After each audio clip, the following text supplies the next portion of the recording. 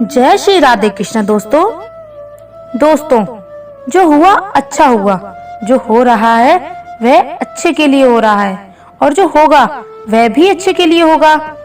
दोस्तों, हम अपनी सीमित बुद्धि से दुनिया को देखते हैं और जब भी बुरा समय आता है तो ईश्वर की योजना को समझ नहीं पाते हैं और जब हम दुखी होते हैं तो हम ईश्वर को कोसने लगते हैं और उनसे शिकायत करने लगते हैं और कहते हैं कि भगवान है। नहीं, अगर होते तो आज मेरे साथ ऐसा नहीं होता। जबकि हमें ईश्वर पर विश्वास रखते हुए अपना कर्म करते रहना चाहिए। जब भी बुरा समय आए तो हमेशा याद रखें कि इसमें भी ईश्वर ने आपके लिए कुछ बेहतर प्लान किया है। प्रिय दोस्तों, आशा करते हैं अगर आप हमारे चैनल पर नए हैं तो चैनल को सब्सक्राइब जरूर कर लेना और अगर आपको हमारा ये वीडियो अच्छा लगे तो कमेंट सेक्शन में जरूर बताना। तो चलिए चलते हैं आगे की वीडियो में। सही समय आने पर आपको पता चल जाएगा, इसलिए कभी हार ना माने और अपने अच्छे कर्म करते रहें। हम एक छोटी लेकिन सच्ची घटना से समझ सकते हैं।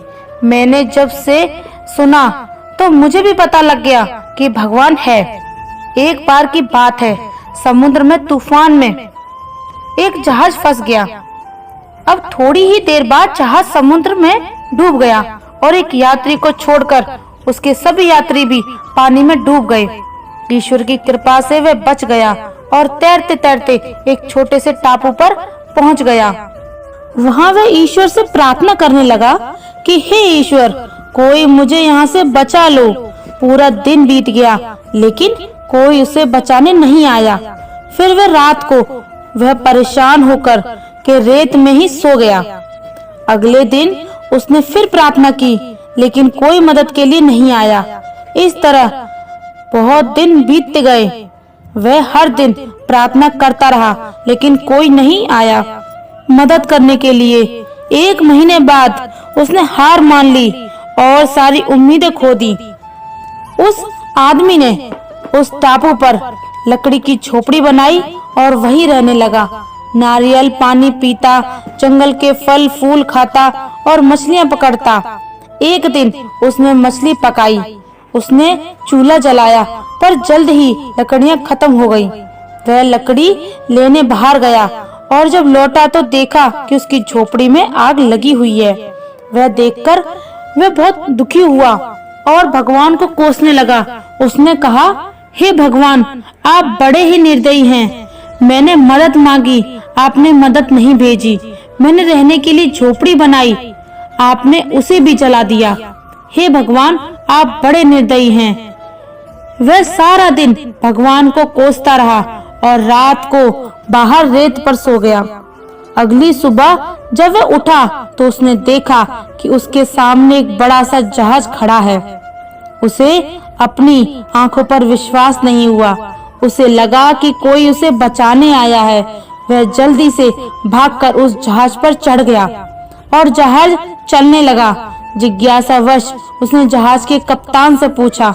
तभी उसे अपनी जलती हुई झोपड़ी याद आई और वह समझ गया कि कप्तान ने उसकी जलती हुई झोपड़ी को आग का संकेत समझ लिया था। अब उसे एहसास हुआ कि झोपड़ी में लगी आग भगवान की योजना थी ताकि वह उस द्वीप से बच सके। अब वह भगवान को शुक्रिया अदा करने लगा। इसलिए भगवान श्री कृष्ण भगवत गीता में कहा गया है कि मनुष्य को सदैव भगवान पर अटूट विश्वास रखना चाहिए।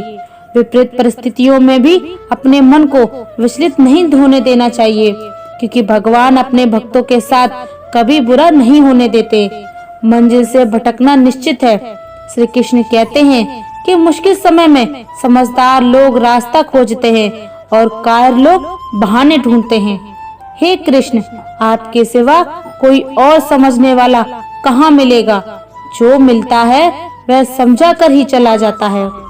कान्हा कहते हैं, अगर कोई तुम्हें कहे कि तुम्हें ठेस पहुंची है तो बुरा मत मानना, क्योंकि लोग उसी पौधे पर पत्थर मारते हैं जिस पौधे का फल ज्यादा मीठा होता है।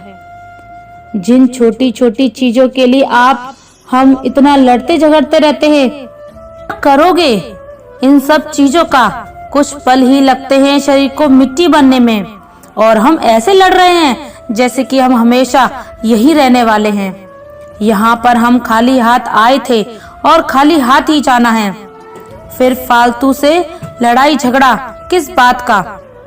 अब आप खुद देख लो, अपने अपने आसपास भी देखा होगा कि लोग जमीन जायदाद के लिए लड़ते रहते हैं, जबकि उनको ये नहीं पता कि जब हम यहाँ आए थे तो अपने साथ कुछ भी नहीं लेकर आए थे।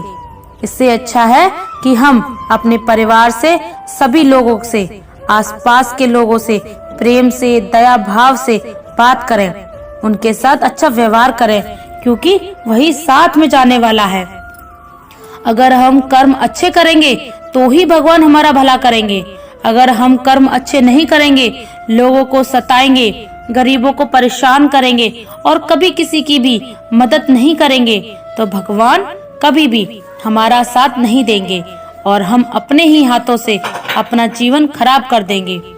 इससे अच्छा है कि हमेशा ही ऐसे काम करो जो कि श्रेष्ठ हो, और हमेशा अच्छे कर्म करो और झूठ पर, पाखंडी लोगों का और अंधविश्वासों पर भरोसा मत करो।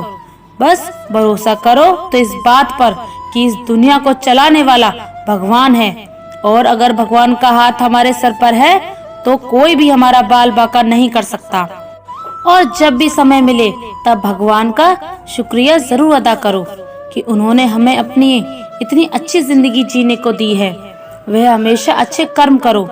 दोस्तों, कभी भी किसी जीव को मत सताओ और हमेशा शाकाहारी भोजन करो, क्योंकि मांसाहारी करना बहुत बड़ा पाप है।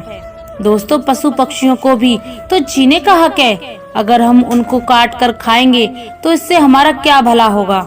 बेजुबान जानवर कुछ भी नहीं बोल पाते और हम उनके साथ अन्याय करते हैं। ऐसा नहीं होना चाहिए, बल्कि जब भी हमें आसपास ऐसे लोग देखें जो कि जानवरों को खाते हैं तो हमें उन्हें समझने का प्रयास करना चाहिए और सारे जीव जंतुओं को बचाने के लिए प्रयास करने चाहिए। गीता में श्री कृष्ण ने कहा है, जो लोग तुम्हारी बुराई करते हैं और करेंगे, चाहे तुम अच्छा करो या बुरा, इसलिए शांत रहकर अपना कर्म करते रहो। निंदा से मत घबराओ, क्योंकि निंदा उसी की होती है जो जिंदा है। मरने के बाद तो सिर्फ तारीफ होती है। अर्जुन ने कृष्ण से पूछा, जहर क्या है? भगवान से कृष्ण ने कहा, हर वो चीज जो जिंदगी में आवश्यकता से अधिक होती है वही जहर है। फिर चाहे वह ताकत हो, धन हो, भूख हो, लालच हो, अभिमान हो, आलस हो, प्रेम हो या घृणा, जहर ही है। दोस्तों, किस्मत को कभी भी नहीं बदला जा सकता। भाग्य में जो लिखा है वही मिलेगा। अगर कोई चाहे लाख चाहे कोशिश कर ले। अब यह तो आपने भी देखा होगा, भगवान कृष्ण को और प्रभु श्री राम को उनके जीवन में भी कितनी विपरीत परिस्थितियां आई थीं। वह तो स्वयं भगवान थे। अगर चाहते तो अपनी परेशानियां दूर कर देते, लेकिन उन्होंने धरती पर जन्म लेकर मनुष्य की तरह ही कष्ट भोगे और उनका सही दिमाग से काम करा और अच्छे कर्म से उनको दूर भी किया। श्री कृष्ण सबके तारणहार थे, उनकी सभी आराधना करते थे, परंतु वह स्वयं अपना भाग्य न बदल सके। यदि श्री राम का जीवन कष्टों से भरा न होता तो वे हमें क्या सिखाते। भगवान राम हमें बताते हैं कि जब इस पूरी दुनिया को बनाने वाले भगवान इतने कष्ट सहन कर सकते हैं तो हम इंसान क्यों नहीं। अगर भगवान चाहते तो अपना जीवन बदल सकते थे, पर उन्होंने ऐसा नहीं किया। उन्होंने धैर्य और सूझबूझ के साथ उनको दूर किया। उन्होंने हमें धैर्य, गरिमा, सम्मान, अहिंसापूर्ण प्रेम, सत्य के लिए लड़ना और सब कुछ, बहुत कुछ सिखाया। जो व्यक्ति सत्य के मार्ग पर चलता है उसके जीवन में परेशानियां आती ही हैं। श्री राम ने भगवान होकर भी दशरथ के सामने वनवास को चुना, क्योंकि वह ये बताना चाहते थे कि माता पिता को भगवान की तरह मानना चाहिए। इसलिए माता पिता की रक्षा के लिए वह वनवास चले गए। हम इंसानों का जीवन तो पूरी तरह से कठिनाइयों से भरा हुआ है। हमेशा कोई ना कोई समस्या आती रहती है, कभी कोई बीमारी तो कभी कोई बीमारी लगी रहती है। अगर कभी व्यक्ति को ठीक तरह से इलाज नहीं मिल पाया तो फिर उसकी मृत्यु हो जाती है। यह सब अकाल मृत्यु ही तो होती ही है। किसी का एक्सीडेंट हो जाना, किसी का जहर खाकर मर जाना, किसी का छत से नीचे गिर जाना, यदि यह सब अकाल मृत्यु ही होती है। अक्सर हम देखते हैं कि लोगों की आत्माएं भटकती रहती हैं। ये आत्माएं ज्यादातर कम उम्र के व्यक्तियों की होती हैं। कम उम्र की आत्मा के भटकने के पीछे यह कारण है कि वो लोग अपना जीवन पूरे किए बिना ही अपने प्राणों को त्याग देते हैं। फिर जितना समय उनको दिया गया है शरीर को धारण करने के लिए, वह उनको पूरा किए बिना ही चले जाते हैं और उनकी आगे गति नहीं हो पाती है। उनकी इच्छाएं वगैरह भी सब कुछ अधूरे रह जाते हैं, जिसकी वजह से वह भटकते रहते हैं। फिर जब उनका समय पूरा हो जाता है तब वह मुक्ति पा जाते हैं और भूत प्रेत से मुक्त होकर वह किसी जीव के शरीर में चले जाते हैं और फिर जन्म लेते हैं। यह सब यही तो दर्शाता है कि किसी भी व्यक्ति की अकाल मृत्यु का कोई भी समय निश्चित नहीं होता। वह आत्मा के बारे में गीता में भी यही बताया गया है कि आत्मा अजर अमर है। बाकी यही बात आत्मा के भटकने की, तो ऐसी बातों पर विश्वास नहीं करना चाहिए और भगवान पर भरोसा रखना चाहिए।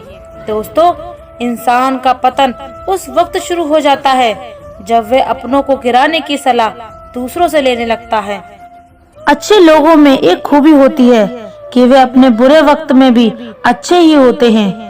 लोग आपको पहचानना ही बंद कर दें, उससे पहले अपनी पहचान जरूर बना लेना। झूठ को यदि आप धीरे से भी कहोगे तो सब लोग सुन लेंगे, लेकिन जब आप सच बोलोगे तो चिल्लाने पर भी आपकी बात कोई नहीं सुनेगा। कभी कभी जिंदगी में अकेला रहना भी जरूरी है।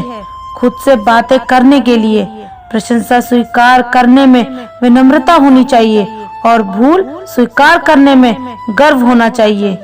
जीवन का हमसफर ऐसा होना चाहिए जो आपके साथ बैठकर रिश्ते के बीच की गलतफहमियों को सुलझाना चाहे, ना कि यह कह दे कि अब इस रिश्ते को ही खत्म कर दें। तो दोस्तों, उम्मीद है आज का वीडियो आपको जरूर पसंद आया होगा। अगर वीडियो अच्छा लगा हो तो कमेंट में मन से जय श्री राधे कृष्ण जरूर लिख दीजिए और ऐसे ही वीडियो और पाने के लिए हमारे चैनल को सब्सक्राइब करें, वीडियो को लाइक करें, ज्यादा से ज्यादा शेयर करें। धन्यवाद। जय श्री राधे कृष्ण।